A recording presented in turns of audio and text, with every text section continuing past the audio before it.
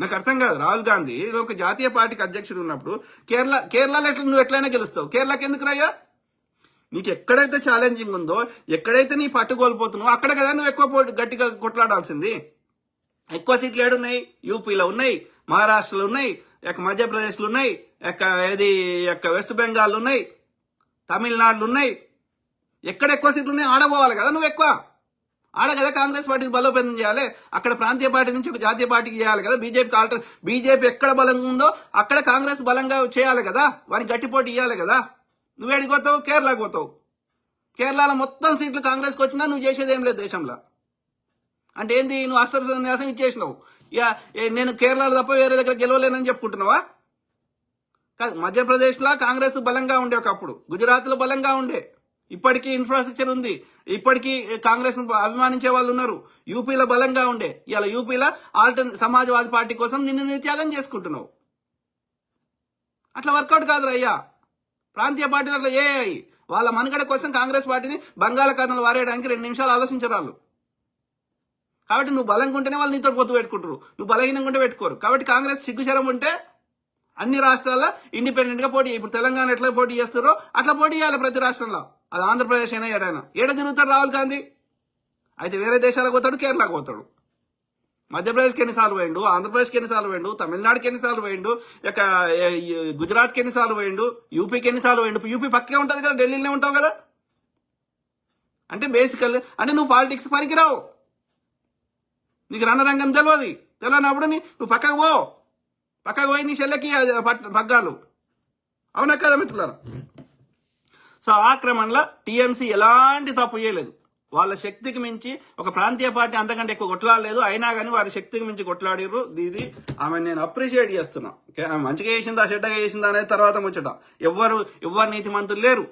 వాళ్ళకున్న రిసోర్సెస్ బట్టి, వాళ్ళకున్న ఆర్థిక స్థితిగతులు బట్టి వాళ్ళు చేసే ప్రయత్నం చేస్తారు. లేకపోతే అక్కడ కల్చరే అట్లుంటే మనం ఏం చేయలేం. కానీ మెల్లమెల్ల చదువుకున్న వాళ్ళు వచ్చి మెల్లమెల్లగా మారుతుంది. కానీ బట్ ఆమె పర్ఫెక్ట్ అంటే కాకపోవచ్చు. కానీ బీజేపీ కంటే 1000 రెట్లు నయం. అర్థమైందా? బీజేపీ పాలిత రాష్ట్రాలు జంగల్ రాజ్యాలు ఉన్నాయి, అంతకంటే బెటర్. బీహార్ గతంలో మంచిగుందా, ఇవాళ మంచిగుందా? యూపీ గతంలో మంచిగుందా, ఇవాళ మంచిగుందా? బీజేపీ జంగల్ రాజ్, జంబికాతులు పట్టుకొని తిరుగుతుంటారు. అంతకంటే బెటర్ దీదీ చేసింది. సో కాబట్టి చదువుకోనప్పుడు అందులో మార్పు తేవడం జర మెల్లగైతుంది, ఆ కల్చర్ని మార్చడం. బట్ స్టిల్ ఆమె తన శక్తికి మించి పోరాడింది. We should appreciate her. Okay, అర్థమైందా? సమాజ్వాదీ పార్టీ కాంగ్రెస్ భారంగా ఉంది అన్నది ఫలితం యూపీలో బీజేపీ వరుస విజయాలు. నీ బొంద కాంగ్రెస్ శాతగాక గట్టి కొట్లాడక పక్వన మీద అంటే కరెక్ట్ కాదు. అది ఎస్పీ తోటి ఏం పనిరా నీకు? వాడు పోటీ చేస్తా, నువ్వు పోటీ చేయి. ఇది తెలంగాణలో బీజేపీ పోటీ చేస్తున్నది, లేకపోతే బీఎస్పీ పోటీ చేస్తున్నది, టీఆర్ఎస్ పోటీ చేస్తుంది. అయినా సరే ఇక్కడ కాంగ్రెస్ వాళ్ళు గట్టిగా కొట్లాడటం వల్ల మనకు ఫలితాలు వస్తున్నాయి. అట్లా నువ్వు కూడా కొట్లాడరా యూపీలో? ఎస్పీతో నీకే పని? అన్ని నియోజకవర్గాలు క్యాండిడేట్లు పెట్టు, పోటీ చేయి. నీకు పడతాయి, ఎస్పీకి పడతాయి. ఎన్నికలు అయినాక పొత్తు పెట్టుకునేది పెట్టుకో, అవసరం వస్తే. నువ్వు పొత్తులో భాగంగా పోతున్నావు, మొత్తం సీట్లను వణికిస్తున్నావు, నువ్వు బలహీనం చేసుకుంటున్నావు. నువ్వు బలహీనంగా అయితే నీతో కూడా పొత్తు పెట్టుకోడు. ప్రాంతీయ పార్టీలు బీజేపీతో కొట్లాడలేవు. కాబట్టి the only alternative is Congress party బలంగా కావాలంటే దేశంలోని అన్ని రాష్ట్రాల్లో, అన్ని నియోజకవర్గాల్లో కాంగ్రెస్ ఇండిపెండెంట్ గా పోటీ చేయాలి. పొత్తులు పెట్టుకోకుండా చేయాలి, తిరగాలి, ప్రజల యొక్క నమ్మకాన్ని చూరగొనాలి, ఒక లార్జెస్ట్ పార్టీగా ఎదగాలి బీజేపీకి ఆల్టర్నేటివ్ గా. That is the only way. ఇక నీ సొంతంగా గెలిచినాక నీ సొంతంగా గవర్నమెంట్ ఫామ్ చేసే శక్తి లేనప్పుడు సిమిలర్ ఐడియాలజీ ఉన్న ప్రాంతీయ పార్టీలని, నీ తోక పార్టీలని బీజేపీ ఎట్లయితే టీడీపీనో ఇంకో దాన్ని జాయిన్ చేసుకున్నట్టు చేసుకోవాల్సి వస్తుంది. నీకు రాజకీయం లేదు, మను లేదు, మశానం లేదు. ఐఎమ్ ఏ గుడ్ బాయ్, నేను ఒక మంచి బాలుండి, నాకు ఓటేయమంటే తంతర్ పట్టుకొని. సో మేమే ప్రత్యాయం అనుకుంది, కానీ నిలబెట్టుకోలేదు. నువ్వు ఎవరితో పోల్చుకుంటున్నావు? ఒక సమాజ్వాదీ పార్టీ తోటి, ఒక టీఎంసీ తోటి, ఒక ఆప్ తోటి నువ్వు పోల్చుకుంటున్నావు కాంగ్రెస్ అంటే. నువ్వే ఒప్పుకుంటున్నట్టు, నేను ప్రాంతీయ పార్టీని, నేను జాతీయ పార్టీని కాదు, I'm not the alternative for BJP అని ఒప్పుకుంటున్నట్టు లెక్క.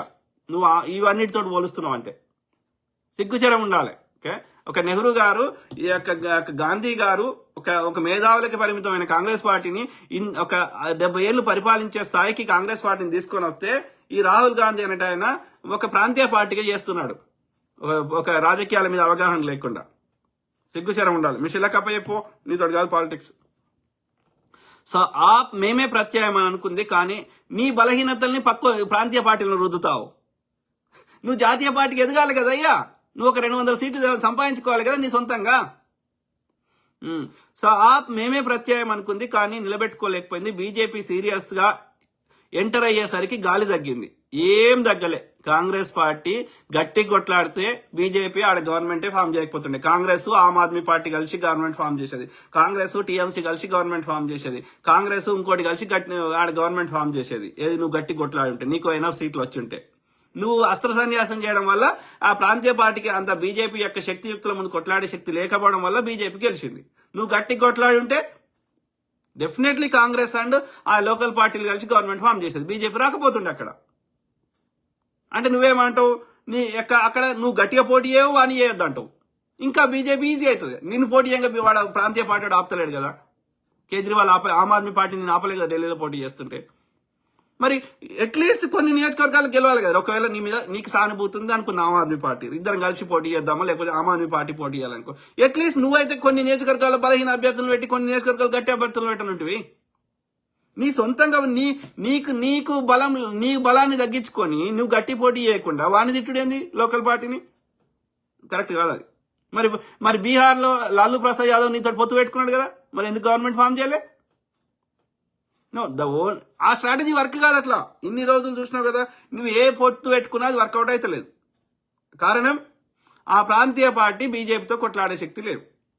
కాబట్టి the only alternative is Congress బలమైన శక్తికి ఎదగాలంటే వాళ్ళు స్వతంత్రంగా ఇండిపెండెంట్ పోటీ చేయాలి, గట్టి క్యాండిడేట్ పెట్టాలి. ఓకే, ప్రాంతీయ పార్టీలు సచినా సరే మాకు సంబంధం లేదు అని నువ్వు పోటీ చేసినప్పుడే బీజేపీ ఏడ బలంగా ఉందో ఆడ కాంగ్రెస్ బలంగా ఉండాలి.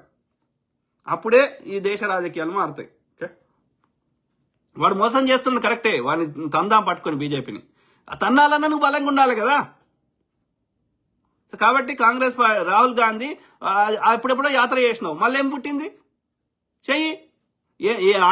ఏం చేస్తావు? ఢిల్లీలో కూర్చుండి ప్రతి నెల ఒక రాష్ట్రం తిరుగు, అక్కడ లీడర్లు ఎవరున్నారో చూడు, గట్టోళ్ళని చూసి వాళ్ళకి టికెట్లు వాని పక్క పార్టీలను తీసుకురా, బీజేపీలో తీసుకురా, వాడిని ముఖ్యమంత్రి చేస్తా అని చెప్పు. ఏడ చేస్తున్నావు అయ్యా నువ్వు? ఏడ చేస్తున్నావు పాలిటిక్స్? బంక ఏం చేస్తలేవు. ఎన్నికల ముందు వాడవడం వెళ్తే పోతున్నావు, గెస్టులు లెక్క స్పీచ్ ఇస్తున్నావు. బీజేపీ అట్లా చేస్తుండా? ఏ పార్టీలు ఉన్నా సరే వాడిని ఏమన్నా చేసైనా నీ వాని పార్టీలో జాయిన్ చేసుకుంటున్నా లేదా? అని సిబిఐ అంటుండు, ఈడీ అంటుండు, వాని పార్టీలను జీలుస్తున్నాడు, ఎన్నికలను మోసం చేస్తున్నాడు, ఎన్నికల కమిషన్ వాడు ఏమన్నా చేస్తున్నాడు. నీ స్ట్రాటజీ ఏముంది? నేను మంచి బాలుని నాకు ఒకటే అంటున్నావు. ఎత్తడు అట్లా సాధ్యం? అది సిగ్గుశరం లేదు. అది లోపలికి వెళ్ళి రావాలి, రక్తంలోకి వెళ్ళి రావాలి. నీకు అది లేదు.